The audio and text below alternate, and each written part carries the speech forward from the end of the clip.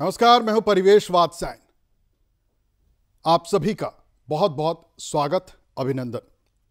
मेरे साथ इस वक्त बागेश्वर धाम के पीठाधीश्वर महंत धीरेन्द्र शास्त्री जी महाराज हैं।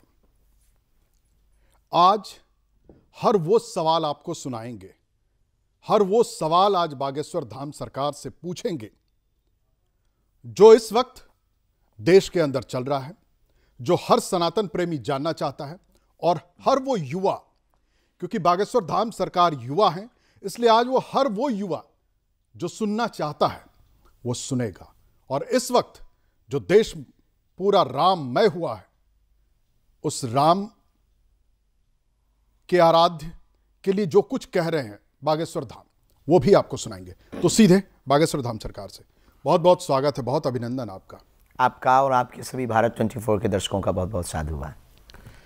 सबसे पहले महाराज जी, मैं ये जानना चाहता हूं कि आज से तकरीबन 1.5 साल, 1.25 साल पहले आपने मेरे साथ ही एक साक्षात्कार में कहा था कि हिंदू राष्ट्र लाएंगे। क्या सफल हो गए आप? उसकी श्री गणेश शुरुआत हो चुकी है, सफल नहीं हुए, शुरुआत हो चुकी है।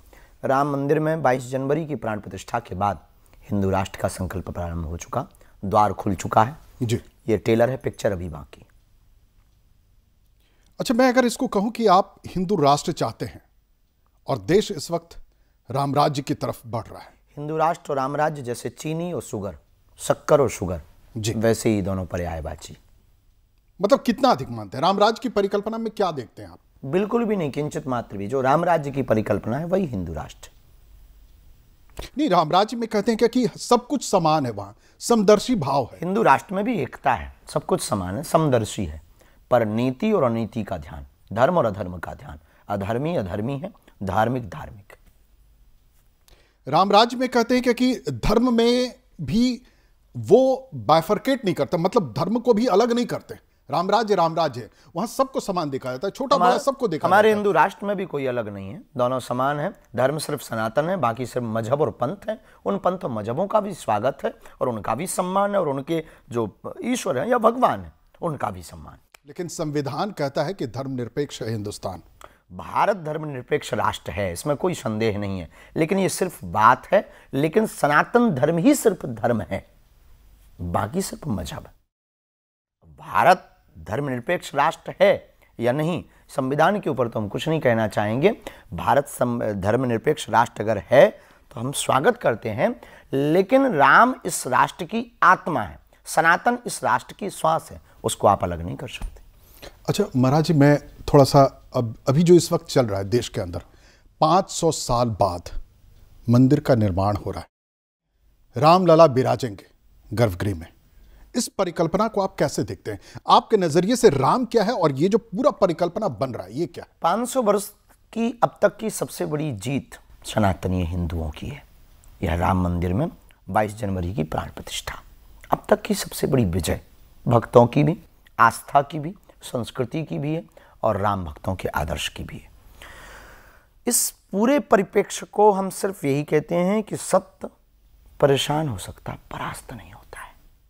विधर्मी ताकतें, इस देश में रहने वाले जो भारत को बंटवारे का सोच रहे हैं, जो भारत को तोड़ने की तैयारी नित्य करते हैं, उनको ये हम जवाब देना चाहते हैं कि आप कितना भी प्रयत्न कर लें, सत्य एक दिन बाहर आएगा, और सत्य जब आएगा ऐसे ही 22 जनवरी का उत्सव लेकर के आएगा। इसलिए फायदा इसी में है, अभी भी मौका है, सुधर जाओ वरना सिधर जाओगे। लेकिन कुछ लोग विरोध कर रहे हैं। विरोध वो कर रहे हैं जो कह रहे हैं कि राम मंदिर में जो पूजा करेंगे, जो मुख्य पुजारी, जो मुख्य महंत बन गए, उनका विरोध करते हैं। देश में जो शंकराचार्य हैं, चारों पीठाधीश्वर के, उसमें से कुछ शंकराचार्य कह रहे हैं क्या कि ये गलत हो रहा है, हम ताली बजाने नहीं जाएंगे। हम शंकराचार्य के ऊपर तो नहीं कहना चाहेंगे, लेकिन जो कह रहे हैं कि मंदिर के पुजारी को केवल लाभ है, ये मूर्खतापूर्ण बात है। इस पर कभी डिटेल से वो हमसे बात करें, और हम अगर आपको प्रति उत्तर में जवाब दें तो एक राम मंदिर बन जाने से अयोध्या में केवल ब्राह्मण नहीं रहते, माली को लाभ होगा, ऑटो चालक को लाभ होगा, चाहे वो हिंदू हो या मुसलमान, वाहन चालक को लाभ होगा, होटल्स को लाभ होगा, पर्यटन को लाभ होगा, दीप बेचने वालों को लाभ होगा, किराना दुकान वालों को लाभ होगा, दूध बेचने वालों को लाभ होगा, चाय की दुकानों को लाभ होगा और वहां पर सेवा करने वालों को लाभ होगा। और राम मंदिर में केवल ब्राह्मण नहीं रखे जाते, सिक्योरिटी गार्ड भी तो होंगे, उनको भी एक जीविका मिलेगी। राम मंदिर में केवल ब्राह्मण नहीं, माली भी रखे जाते, उनको भी तो लाभ होगा। और वर्तमान समय में राम मंदिर में दो अन्य जातियों के भी पुजारी सम्मिलित किए जा रहे, उनको भी तो लाभ होना है। तो राम मंदिर अंगड़े या पिछड़े का विषय नहीं है, ये इस देश को तोड़ने का एक बहुत महत्वपूर्ण एजेंडा है कि ब्राह्मणों की बुराई कर दो, पुजारियों की और संतों की बुराई कर दो, देश टूट जाएगा। अपितु राम मंदिर से पूरे विश्व को लाभ होना है, भारत को तो लाभ होना ही है, अयोध्या और उत्तर प्रदेश को तो लाभ होना ही है, इसे कोई रोक नहीं सकता। दूसरी बात, वर्तमान भारत में अंगड़े और पिछड़े की लड़ाई लगभग खत्म हो चुकी है। इस देश का प्रधानमंत्री ओबीसी है, इस देश की राष्ट्रपति आदिवासी है, इस देश में 7 से ज्यादा मुख्यमंत्री ओबीसी है। इससे जब प्रमुख पदों पर बैठे हुए लोग, पिछड़े लोग जिन्हें कहा जाता था, वो आज अगली पंक्ति में बैठे हैं। इससे यह निश्चय हो रहा है कि भारत में अब अंगड़े और पिछड़े की लड़ाई नहीं बची, ये सिर्फ एक प्रोपोगंडा है देश को दिशा के भटकाने के लिए। आप शंकराचार्य पे क्यों नहीं बोलते? भारत के वो हमारे सनातन के प्रधानमंत्री हैं और हमको इतनी योग्यता नहीं है कि हम उनके लिए बोलें। तो अगर अधर्म की बात वो करेंगे तो नहीं चूकेंगे, इसमें कोई संदेह नहीं। तो जब उन्होंने बोला कि प्रधानमंत्री पूजा करने जाएंगे तो क्या किसी व्यक्ति विशेष के विरोध में हो सकते हैं, राम के विरोध में नहीं। और हमारा ध्येय और हमारा बोलना सिर्फ राम विरोधियों के लिए। आप देश में इस वक्त देश के प्रधानमंत्री के साथ हैं या शंकराचार्य के साथ हैं? हम तो राम के साथ हैं, और जो राम के साथ है सबके साथ है। राम के साथ इस वक्त प्रधानमंत्री हैं? कह नहीं सकते हैं, वो उनसे पूछ सकते हैं, ये क्वेश्चन हमारा नहीं। राम के साथ हम राम के साथ हैं, वो हैं या नहीं। राम के साथ शंकराचार्य हैं? हम शंकराचार्य जी को भी कह नहीं सकते वो हैं या नहीं, ये प्रश्न उनका है। नहीं महाराज जी ये दोनों ही राम से अलग नहीं है, क्योंकि दोनों ने राम की बुराई नहीं की। महाराज जी इस वक्त आपके पास, इस वक्त मतलब हिंदुस्तान के ज्यादा से ज्यादा लोग आपको सुनते हैं, आपके बारे में सोचते हैं, आपके भक्त हैं, आपको मानते हैं, आपके अनुयायी हैं। वो बालाजी के भक्त हैं और हम उनको सिर्फ सत्य की बात बोलते हैं। इसलिए कभी भी किसी के ऊपर कमेंट्स करने के पहले हम 10 बार विचार करते हैं और कोई भी ऐसी बात नहीं बोलते हैं जिससे उनके हृदय को ठेस पहुंचे और बागेश्वर धाम के मानने वालों की नाक नीची हो या उन्हें नीचा करके देखना पड़े। लोग हमारे पुजारी नहीं है, ना हमको मानते हैं। हम जो सत्य बोलते हैं उस सत्य के उपासक हैं, क्योंकि हम इस देश में एकता चाहते हैं, अखंडता चाहते हैं, संप्रभुता चाहते हैं, सामंजस्य चाहते हैं, संस्कृति और संस्कृत का प्रचार चाहते हैं और भारत को विश्व गुरु बनाना चाहते हैं। और वर्तमान समय में युवाओं को इससे बेहतरीन कोई मौका नहीं। तो ना तो हम प्रधानमंत्री के खिलाफ हैं, न शंकराचार्य के खिलाफ हैं, न प्रधानमंत्री के पक्ष में हैं, न शंकराचार्य के पक्ष में हैं। हम राम के पक्षधर थे, रावण के खिलाफ हैं और रहेंगे। इस सिद्धांत से हम कभी नहीं, उसके लिए हमें किसी का भी सामना करना पड़े, किसी का भी के खिलाफ भी बोलना पड़े, राम का कोई विरोध करेंगे तो भारत में रहने वाला हिंदू, भारत में रहने वाला सनातनी, जितना हमने इस भारत को अब तक समझा है वो छोड़ेगा नहीं। क्या आपको निमंत्रण मिला है? स्वीकार हुआ, मिला है। मिला है, स्वीकार किया आपने बेझिझक। इसमें आमंत्रण की हमें आवश्यकता नहीं था। आप जा रहे हैं? हाँ, 22 को। तो आपके शंकराचार्य ने तो कहा कि हम ताली बजाने नहीं जाएंगे, आप कहते हैं गुरु हैं शंकराचार्य जी के खिलाफ नहीं हम बोल सकते, वो प्रधानमंत्री हैं। अब क्यों नहीं जाएंगे उनका विषय, हम जाएंगे, ये हमारा विषय। अच्छा, तमाम राजनीतिक दल के भी लोग हैं, कांग्रेस को देख लें, समाजवादी पार्टी को देख लें, सब धीरे धीरे मतलब सबके अंदर एक विरोधाभास है। कोई कह रहे हैं कि हम नहीं जाएंगे, हम किसी के बुलावे से नहीं जाएंगे। राम तो सबके हैं। हाँ, राम सबके हैं। 22 को ना जाएं, 22 को बुलावा है, 23 को जा सकते हैं, 24 को जा सकते हैं, बुलावा 22 का है। 25 को जा सकते हैं, 26 को जा सकते हैं, जनवरी बाद फरवरी में भी जा सकते हैं। अरे भाई, मार्च में भी जा सकते हैं। राम अगर सबके हैं तो तुम जाओ, 22 को मत जाओ, 19 को हो आओ, 20 को आओ। खैर तब तक प्राण प्रतिष्ठा नहीं हुई होगी, 22 को राम जी बैठ जाएंगे। अच्छा, आज आपको लगता है कि आज राम मंदिर या राम राजनीति का विषय हो गए हैं? वर्तमान में दिखाई तो ऐसा पड़ रहा है, लेकिन हमें राजनीति से मतलब नहीं, हमें राम से मतलब है। तो हमें तो राम दिखाई पड़ रहे हैं। धर्म और राजनीति दोनों अलग है, एक दूसरे के पहलू है, एक दूसरे के पूरक है। पूर्व में बहुत बार हम बोल चुके हैं, धर्म से राजनीति चलती, राजनीति से धर्म नहीं चलता है। आप क्या चाहते हैं? राम राज्य और हिंदू राष्ट्र। राम राज्य के भावपूर्ण, हिंदू राष्ट्र के दोनों अलग मानते हैं आप? पर्यायवाची। बेहतर क्या होगा अगर अगर अगर कहा जाए कि एक आपको बोलना है, एक चीज चुनना है आपको, एक की परिकल्पना आप देखते हैं? शुगर और शक्कर दो नाम हैं, किसी को शुगर समझ में आ रही, किसी को शक्कर समझ में आ रही। शक्कर तो शक्कर है। गुरुदेव, लोग ये जानना चाहते हैं कि महाराज बागेश्वर धाम सरकार क्या कहते हैं, एक कौन सी चीज की परिकल्पना होनी चाहिए इस वक्त? हम सिर्फ रामचरितमानस के आधार पर जीवन यापन चाहते, सब में एकता, काहू से दोस्ती न काहू से बैर, प्रेम पूर्वक रहें, राम के ऊपर कोई पत्थर ना फेंके, रामचरितमानस को ना कोई फाड़े, राम को कोई काल्पनिक ना कहे, राम के ऊपर इस तरह की कोई राजनीति ना हो, राम के ऊपर ऐसी कोई डिबेट ना हो, विवाद ना हो, संवाद हो। हम ये चाहते हैं, अंगड़ियों पिछड़ी कोई लड़ाई ना बचे। सबरी अच्छा, वर्ण व्यवस्था को मानते हैं आप? जब हमारा जन्म हुआ तो हम ब्राह्मण शुक्ल वंश से, गर्ग गोत्री। वर्तमान में हम सिर्फ कट्टर सनातनी। सनातन में वर्ण व्यवस्था है, इसको स्वीकार करते हैं आप? बिल्कुल है, बिल्कुल मानते हैं, पर व्यवस्था है, जातियां हैं, जातिवाद नहीं, ये भी मानते हैं। तो जातियों को जो बांटा गया है, तो उसके बाद ही तो जातिवाद, व्यवस्था बनाई गई है, प्रोटोकॉल है। जैसे आपका एंकर का है, आपके यहाँ एडवाइजर भी है, आपके यहाँ मैनेजर भी है, आपके यहाँ सीईओ भी है सब एक ही चैनल के सभी सिस्टम, लेकिन सबका एक एक विभाग है, सबकी एक एक व्यवस्था है चलाने के लिए। अगर ऐसा नहीं होगा, आपका चैनल नहीं चलेगा। तो समाज को चलाने के लिए चैनल से। अच्छा महाराज जी, मुझे यह बताइए कि 10 मानव, 10 इंसान हैं, उसमें वर्ण व्यवस्था कैसे तय की गई? जाति कैसे बांटा गया? हमारे पूर्व ऋषि मुनियों ने कर्म के आधार पर जातियों को बांटा है, जो जैसा कर्म करता रहा उस आधार पर जातियां। लेकिन हाँ, जातिवाद नहीं फैलाया। अगर जातिवाद फैलाते तो रामचरितमानस में ये निषाद राज का वर्णन, मित्रता वाला, मैत्री बनाना राम का, शबरी का वर्णन, और ये कोई और नहीं लिख रहा, गोस्वामी तुलसीदास जी लिख रहे हैं। ये आप बहुत गंभीरता से समझना कि ये किसी और ने जाकर के लिख दिया है तो ऐसा लिखा है। गोस्वामी तुलसीदास जी ने लिखा है, जो गोस्वामी है। महर्षि वाल्मीकि जी ने लिखा है। क्या लिखा है? जो है वो लिखा। इसका मतलब ये है, पहले जातियां तो थीं, जातिवाद नहीं था। सबरी के जूठे वेर भी खाए, वो भी लिखा है। निषाद को मित्र बनाया, वो भी लिखा है। शत्रु के भाई विभीषण को गले लगाया, वो भी लिखा है, और गोस्वामी ने लिखा है। इससे यह सिद्ध होता है, हमने रामचरितमानस से यही सीखा है, इसलिए हम कट्टर सनातन।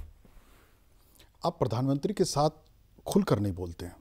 हम किसी के भी साथ खुल करके नहीं बोलते। राम के साथ बहुत खुलकर बोलते हैं, हिंदू राष्ट्र के साथ खुलकर बोलते हैं। हमारा जो एजेंडा। प्रधानमंत्री जी कैसा काम कर रहे हैं इस वक्त? राम राज्य की स्थिति से और राम मंदिर की स्थिति से बहुत अच्छा। पीओ की हमारी बाकी। पीओ के चाहते हैं आप? बिल्कुल बेझिझक। वर्तमान समय मौका बहुत अच्छा है, भारत में इससे बेहतरीन मौका कुछ नहीं हो सकता। जैसे वर्तमान में भारत का पूरे विश्व में सम्मान हुआ। भारत ने अभी G20 का सम्मेलन करवाया, भारत ने प्रतिनिधित्व किया, भारत ने पूरे देश विश्व को एकता के सूत्र में पिरोने का कार्य किया, भारत में अन्य देशों से मैत्रीपूर्ण रिश्तों को और गहरा किया।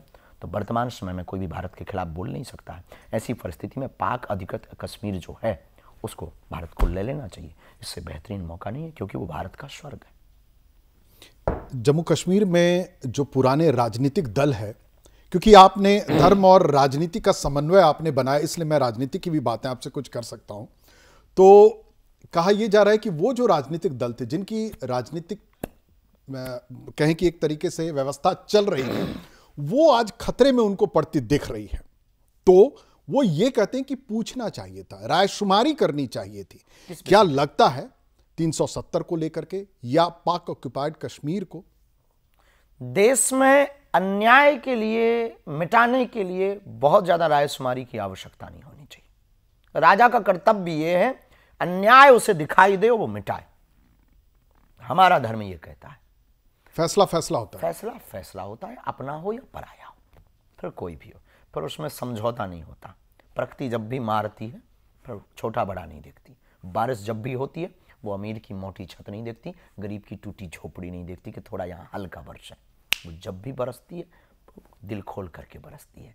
ऐसी राजा का न्याय होना चाहिए, सबके लिए समान होना चाहिए। 370 अगर कैंसर था और कैंसर रोग मिटाया तो रायशुमारी की आवश्यकता नहीं। धर्म ये कहता है और बागेश्वर पीठ तो कहती है कि कोई भी प्रधानमंत्री पद पर बैठे इस भारत में अन्याय के खिलाफ तो ऑन द स्पॉट निर्णय लेना चाहिए, उसके लिए तो किसी से पूछने की आवश्यकता नहीं। हमारा तो खुल सपोर्ट है इस विषय पर।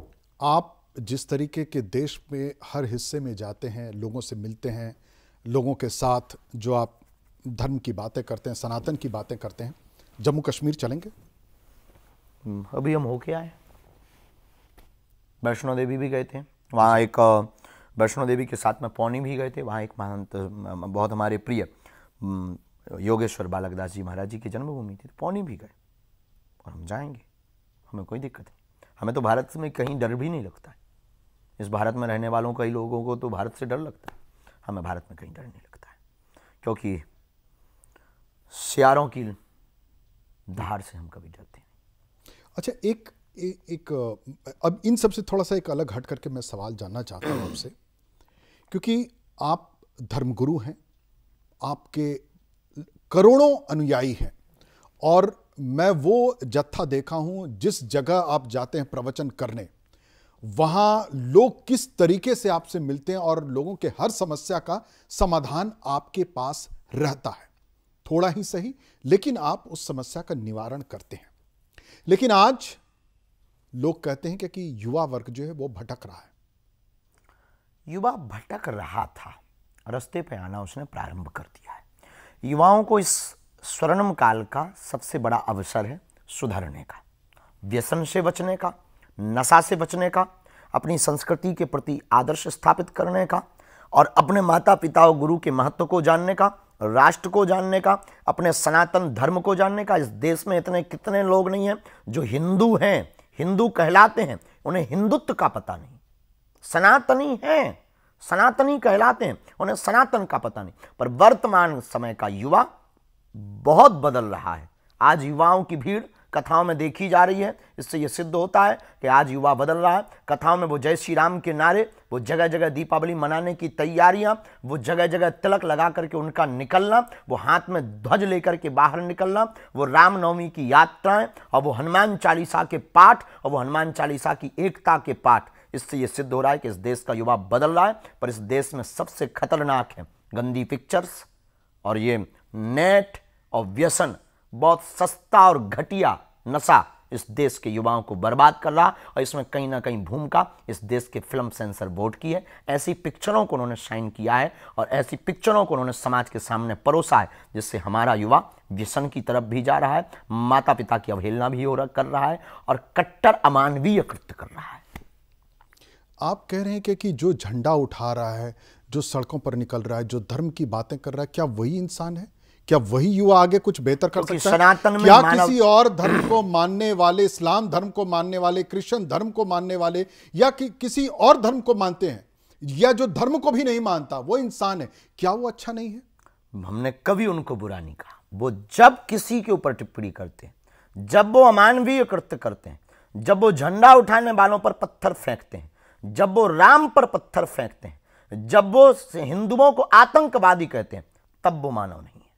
नहीं महाराज, और युवा जो ध्वज लिए है, जो हनुमान चालीसा पढ़ रहा है, वो निश्चित रूप से किसी भी मजहब का विरोधी नहीं है। वो सिर्फ सनातन का कट्टर है। वो माता पिता को भी मान रहा, वो परमात्मा को भी मान रहा और वो अपने आगे जीवन यात्रा। महाराज, इसको आप सनातन से क्यों जोड़ रहे हैं? कोई क्या हमारा काम सनातन का है। हम सनातन का प्रचार करने के लिए पैदा हुए हैं, जन्म हमने लिया है और हम इसी के लिए घर से निकले हैं, तो हम उसी के लिए काम करेंगे। महाराज जी, जो इस्लाम धर्म को मानता है या क्रिश्चियन धर्म को मानता है, हमें उनसे कोई बुराई नहीं है, पर वो हमारे खिलाफ नहीं करेंगे, इससे बुराई है। नहीं, खिलाफ नहीं कर रहे हैं। ऐसे कई लोग हैं जो खिलाफ नहीं कर। देखिए, अपराधी अपराधी होता है, उसका कोई धर्म नहीं होता है, न किसी जाति से होता है न किसी धर्म से तो होता हमने कभी भी अपराधी को छोड़ करके किसी भी जो सनातन को मानने वाला या अपने मजहब को मानने वाला उसके खिलाफ नहीं बोला, उसका नाम नहीं दिया, उसके खिलाफ कोई कार्रवाई की बात नहीं की, उसके खिलाफ कोई हमने भाषण नहीं दिए, उसके खिलाफ कोई प्रवचन नहीं किया। हमने जो इस देश में कैंसर रोग बने हुए हैं उनके खिलाफ बोला। फिल्म सेंसर बोर्ड हिंदू भी बना रहे हैं, हिंदू ही साइन कर रहे होंगे। राम पर टिप्पणियां तो ये सेंसर बोर्ड को कैसे खत्म करेंगे आप? इस सेंसर बोर्ड में खत्म नहीं कर सकते, सुधार कर सकते हैं। कैसे होगा हमारे सिद्धांत में खत्म करने सुधार। वो जो अच्छी फिल्में बनती है, अभी जैसे एक फिल्म बहुत चर्चा में आई 12वीं फेल, वो मुरैना का एक लड़का, वो एक सच्ची कहानी पर आधारित घटना थी, है ना। वो 12वीं फेल, कैसे वो आईपीएस ऑफिसर बन जाता है, दिल्ली में आके स्ट्रगल करता है, ऑफिसर बन जाता है। लेकिन वहीं एक फिल्म है जिसके ऊपर कई तरह के आरोप लग रहे हैं कि उसमें इतना वहसीपन दिखाया गया, इतनी हिंसा दिखाई गई, बावजूद वो पॉपुलैरिटी में आ गए। तो कैसे इस देश के लोगों की इस देश के लोगों की जो मानसिकता है प्रत्येक विश्व की, वो वासना की तरफ बहुत ज्यादा है, जिसमें ऐसे कृत्यों को बहुत ज्यादा प्रदर्शित किया जाता है। स्वाभाविक मन उसकी तरफ खींचता है। पर हम परोसे ही क्यों? दुकान ही नहीं होगी तो खरीदार कौन होगा? तो हम सिर्फ फिल्म सेंसर बोर्ड में इतना सुधार चाहते हैं कि वो इतना ध्यान रखें, इस देश को, युवाओं को संदेश क्या बेहतरीन जाएगा, बस। और ना तो बंद करना है, ना उनके खिलाफ हमें मोर्चा खोलना है। इस देश के युवाओं को आप मोटिवेट कैसे कर पाए? हम ये नहीं कहते तुम सनातनी बनाने की पिक्चर बनाओ, इंसान बनाने की पिक्चर बनाओ। इस देश में लोग डीएम बना रहे, पीएम बना रहे, सीएम बना रहे अपने बच्चों को। हमारी ये प्रत्येक अभिभावकों से एक ही प्रार्थना है, बच्चों को कुछ भी बनाओ पर एक इंसान जरूर बनाओ। आप युवा हैं, युवाओं को कैसे रास्ते पर कैसे लाएंगे? प्रवचन से, मोटिवेशनल स्पीच से, लोगों के उदाहरण प्रस्तुत करके, रामचरितमानस को पढ़ा करके, रामचरितमानस को समझाकर, राम के आदर्श को बतलाकर, राम की मर्यादाओं का ध्यान कर। नहीं, वहां तो हो सकता है जो सनातन धर्म को नहीं मानते वो आपके पास नहीं है, लेकिन राम केवल सनातन धर्म के नहीं है। यही भारत की, आप लोगों की यही सबसे बड़ी भूल है कि आपने राम को केवल सनातन तक सीमित कर दिया। राम इस विश्व की, मानवों की आचार संहिता है। राम ना तो सनातन के हैं, राम सबके हैं। अपने अपने राम भी नहीं, सबके सबके राम। जो माने राम उसके हैं, जो राम की मर्यादा को स्वीकार करे राम उसके हैं। हमने कभी नहीं कहा कि राम सिर्फ सनातनियों के। हमने तो स्वागत किया ना कि आप फूलमाला लेके खड़े हो, चलो अयोध्या। भारत की क्रिश्चियनों को चलना चाहिए, भारत के मुसलमानों को चलना चाहिए। बाहर अजमेर पर हिंदू चादर चढ़ाने जाते, हमने कभी खिलाफ नहीं बोला, हमने नहीं बोला। बहुत बड़ी बात बोला, हमने नहीं बोला। हाँ, तो अब उनको भी आना चाहिए, लेकिन हिंदुओं को जाना नहीं चाहिए, इसका ध्यान रखना चाहिए। क्या वो आएंगे? पता नहीं, आप पूछ के बताओ। हमारा कोई न्यूज चैनल नहीं है, आप पूछ के बताओ। भारत 24 के माध्यम से आप अपील करते हैं, लोगों से कहते हैं अगर आ जाएं तो हम स्वागत करेंगे। हम तो सनातन में स्वागत करते हैं सबका। बहुत लोगों को हमने घर वापसी, मतलब ये घर वापसी चाह रहे हैं आप? नहीं, घर वापसी नहीं, जरूरी नहीं कि वो घर वापसी करें। राम को माने सिर्फ इतना जरूरी काफी है। हाँ, घर वापसी करेंगे तो डबल माला पहनाएंगे, इतना हम कह सकते हैं। ये घर वापसी वाला जो आपका एक अध्याय चल रहा है, काफी लंबे समय से चल रहा है, बहुत प्रचुर मात्रा में चल रहा है। आपके हर कथा में कहीं ना कहीं वो घर वापसी का एक पूरा जत्था होता है। होना चाहिए, प्रत्येक कथावाचक के साथ होना चाहिए। भारत के शंकराचार्यों को भी अब ये काम करना चाहिए। भारत के महामंडलेश्वर और महंतों संतों को भी अब ये काम करना चाहिए। और अब तक वो अहिंसणु थे, अहिंसावादी थे, रहना चाहिए, लेकिन ये काम उसमें एक जोड़ देना चाहिए। लेकिन जो पुराने ख्याल के संत वो तो इस रास्ते पर नहीं जा रहे, आप क्यों रिस्क ले रहे हैं बार बार? हम इसलिए रिस्क ले रहे हैं कि हम भारत में क्रांति चाहते हैं, हम इस भारत में सुधार चाहते हैं। हम इस भारत में बार बार राम के ऊपर उंगली उठवाना नहीं देख सकते हैं, क्योंकि हम हनुमान भक्त हैं और हमारे हनुमान जी राम के बहुत प्रिय भक्त हैं। हम इस देश में अब लड़ाई नहीं चाहते, हम इस देश में हिंदू और मुसलमान नहीं चाहते, हम इस देश में अब क्रिश्चियन और हिंदू नहीं चाहते, हम इस देश में सिर्फ राम राज्य हिंदू राष्ट्र। मैं यही तो चाह रहा था कि आप ये बोले कि आप इस देश में हिंदू और क्रिश्चियन और इस्लाम नहीं चाहते। डिबेटों में राजनीति और हिंदू मुसलमान नहीं करवाना चाहते। हम चाहते कि आपकी डिबेटों से, कब इस आपके न्यूज चैनल की एंकरिंग से और कब आपकी जवान से इस देश में बेरोजगारी कितनी है इसकी मांग पर सवाल कब उठेंगे। बहुतायत मात्रा में अभी भी उठते हैं, पर गिने चुने। इस देश में कितने गरीब हैं उनकी लिस्ट कब बनवाएंगे आप लोग? महाराज इस जी, देश में कहां सड़कें नहीं महाराज है? जी, हमारी पत्रकारिता में इतनी धार है कि हम हर वक्त ये सवाल करते हैं, लेकिन महाराज जी पर आपकी धार शायद या तो मौतली हो गई है, या कमजोर हो गई है, या क्रांति की कमी है, वरना इस देश में बेरोजगारी नहीं बचती और नेताओं को मजबूरी बस ये काम करना पड़ता अगर उन्हें राजनीति में आना होता। नहीं महाराज जी, मैं तो ये जानना चाहता हूं कि हम तो छोटे से पत्रकार, छोटे से चैनल में मैं नौकरी करता हूं और हमारा चैनल छोटा सा है, लेकिन मैं तो ये जानना चाहता हूं कि आपके इतने बड़े फॉलोअर्स हैं, करोड़ों करोड़ लोग हैं, आप क्यों नहीं मंच से बोलते कि इस वक्त देश में महंगाई है? आप क्यों नहीं इस वक्त देश में बोलते कि जो समस्याएं उत्पन्न हो रही युवाओं को रोजगार को लेकर के, कि क्या करें ऐसा वो जो युवा रोजगार अब तक जितना बोला ये सुना किसने और किसने उस पर काम किया? हमने बोला कि हमारे बुंदेलखंड में हॉस्पिटलों की दिक्कत है, किसी ने आज तक हमसे संपर्क नहीं किया। जिस बागेश्वर धाम पर हम रहे थे वहां सड़कें नहीं, एक किसी अधिकारी का फोन नहीं आया, हमने नहीं लगाया।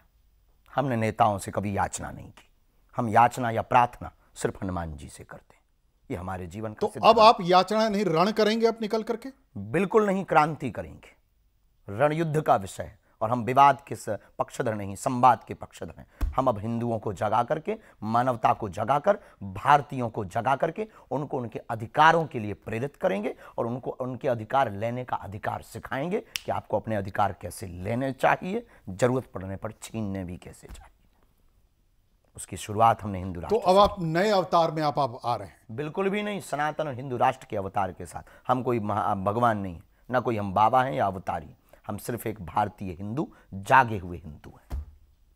हमारे कोई अवतार नहीं होते, अवतार भगवान के होते हैं, हम सिर्फ जन्म लिए क्योंकि हम इंसान। तो अभी आपने कहा कि यहाँ इस्लाम के लिए कोई जगह नहीं, क्रिश्चियन के लिए जगह नहीं। कहां? अभी आपने कहा इस भारत में जगह है। हमने ऐसा कभी नहीं कहा कि इस्लाम के लिए जगह नहीं। आपको सुनने में भेद हुआ है। क्रिश्चियन को भी जगह है, पर अमानवीय कृत्य वाले क्रिश्चियनों को भेद नहीं, जगह नहीं, और मुसलमानों को भी कोई जगह नहीं, साक्षी जैसे कांड करने वालों को भी कोई जगह नहीं, वो हिंदू हो चाहे मुसलमान।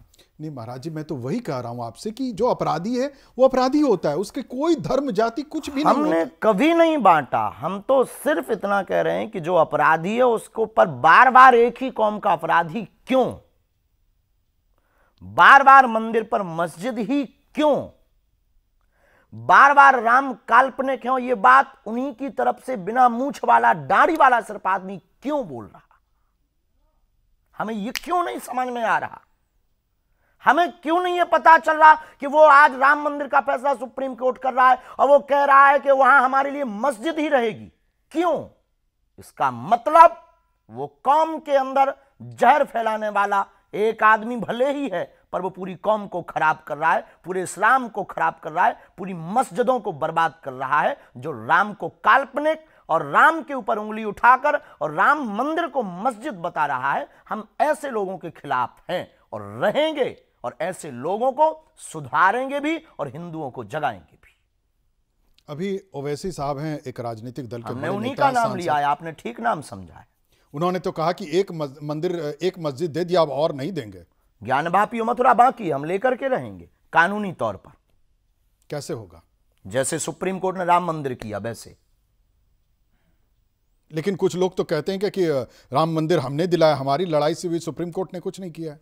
सुप्रीम कोर्ट ने, फिर वही बात, अद्भुत बात है। तो इस देश में ये राजनीतिक दल वाले लोग कहते हैं ऐसा। राजनीतिक दल मैं तो आपके सामने हमारी प्रार्थना है महाराज जी, 2 बार करें। महाराज जी, मैं तो आपके हमारी प्रार्थना पहुंचाइए, 2 बार वो फिर से करें, ज्ञान वापी के लिए, कृष्ण जन्मभूमि के लिए, हमें उनसे कोई दिक्कत नहीं। महाराज जी, मैं तो आपके सामने जितने राजनीतिक दल के लोग, सबकी बातें आपसे कह रहा हूं मैं। हमें किसी से बुराई नहीं, हम ना किसी के पक्षधर हैं। आपको बोलना चाहिए और हमें जवाब देने का अधिकार है, आपको प्रश्न करने का अधिकार। तो यहां से ज्ञान वापी और शुरुआत हो गई, मथुरा झांकी है, ज्ञान वापी यानी काशी और मथुरा बाकी है। ये कब तक हो जाएगा महाराज? बहुत जल्दी, जितने जल्दी राम मंदिर की यात्रा में मंदिर फैसला होते ही मंदिर की नींव रख गई, इतने ही जल्दी ये निपटने दो, ये थोड़ा सा घाव ठंडा होने दो, उनको थोड़ा सा राहत मिलने दो, दूसरा तीर छोड़ा जाएगा। इसके बाद क्या होगा? इसके बाद ज्ञान वापी, इसके बाद फिर कृष्ण जन्मभूमि।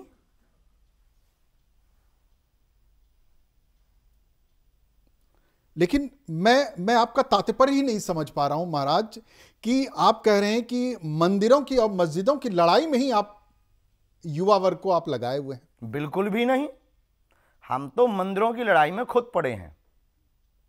हम तो मंदिरों के लिए हम अकेले काफी हैं। मेरा हम करबद्ध भारत आपसे के युवाओं महाराज को जी जगाना चाह रहे हैं। महाराज जी मेरा करबद्ध आपसे आग्रह अनुरोध है कि आप समझ नहीं रहे हैं, आपके पीछे पूरी दुनिया, पूरी युवा, मतलब सब लोग लगे हुए हैं। आपके एक एक चीज को सुनने करने के लिए लोग तैयार हैं।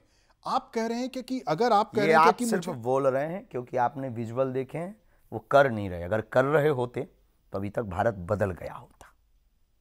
या तो वो हमें एंटरटेनमेंट के हिसाब से देखते हैं, या गुरु दृष्टि से देखते हैं, या एक विचारक या दार्शनिक के रूप से देखते हैं, या एक सुधारक के रूप से देखते हैं। अगर वो हमारी बातों को फॉलो कर लें, हमारी बातों को मान लें, तो इस देश में एक भी अनाथालय नहीं रहेगा, इस देश में एक भी मंदिर मस्जिद विवाद नहीं होगा। जो बचे हैं वो हम निपटवा लेंगे। आप इतने बेबाकी से बोल रहे हैं। मैंने किसी संत के मुंह से इस तरीके की बात को अभी तक नहीं सुना था कि वो कह रहे हैं कि मैं जो सुनाना चाह रहा हूं वो लोग समझ नहीं पा रहे हैं। इस देश में एक दशक पहले तक हिंदू कहने में डर था, हिंदुत्व के लिए डर था। हमने भारत के उस डर को निकाल करके बताया है, भागवत के माध्यम से, राम कथा के माध्यम से। हम बेबाकी से इसलिए बोल रहे हैं कि हमारी कोई पार्टी नहीं, हम अपने लिए नहीं जी रहे हैं, हम अपने लिए ये जान हथेली पे रख करके नहीं निकल रहे। हम 24 घंटे में 18 घंटे अपने लिए नहीं जाग रहे हैं, हम अपने लिए काम नहीं कर रहे, हम अपने लिए नहीं, हम भारत को बदलना चाहते हैं, हम भारत में सनातन की क्रांति लाना चाहते हैं, हम भारत में राम राज्य स्थापना चाहते हैं। महाराज जी, तो फिर राम राज्य क्यों नहीं? राम राज्य अपने आप में परिपूर्ण है, फिर राम राज्य क्यों नहीं? क्यों हिंदू राष्ट्र? हिंदू राष्ट्र और राम राज्य दोनों पर्याय हैं, आप समझने की चेष्टा ही नहीं कर रहे। हमने कहा शुगर और शक्कर में कोई अंतर नहीं, हमने कहा कि नील और जर में कोई अंतर नहीं। महाराज जी मुझे एक चीज का जवाब दिए, राम बड़े या चलो हटाओ आप, राम राज्य, अब राम राज्य अगर हो जाए, क्या आप दिला सकते हो राम राज्य? प्रभु ये तो आपका काम है, मैं तो पत्रकारिता कर रहा हूं। आपके साथ हमारे काम में क्या आपका सहभागी नहीं? बिल्कुल बिल्कुल रहेगा। Thank you very much. तो हमें राम राज्य ही दो। आप आज भारत 24 हिंदू राष्ट्र अपना बना लेंगे। आप भारत 24 पर इस वक्त कहते हैं कि अब आप हमारा हिंदू राष्ट्र ही राम राज्य है और राम राज्य ही हिंदू राष्ट्र है, कहते हैं। राम राज्य की परिकल्पना को साकार करेंगे, युवाओं से कहेंगे बेझिझक। युवाओं से क्या, इस देश में रहने वाले प्राणों से भी हम कहेंगे, बालकों से भी हम कहेंगे, प्रबुद्धों से भी कहेंगे, बुद्धों से भी कहेंगे, शुद्धों से भी कहेंगे। केवल युवाओं से क्यों? राम राज्य हिंदू राष्ट्र की कल्पना तो सबकी है, भाव सबका है, जीना सबको है। हम मुसलमानों से भी कहेंगे कि आओ, वेलकम टू यू। उनको भी हम कहेंगे तुम स्वागत करो हमारा, हम तुम्हारा विरोध नहीं करेंगे। हाँ, अगर छेड़ोगे छोड़ेंगे नहीं, ये तय है। ये किसको कह रहे हैं आप? धर्म विरोधियों को। अब जो होंगे वो अपने आप से देख लेंगे।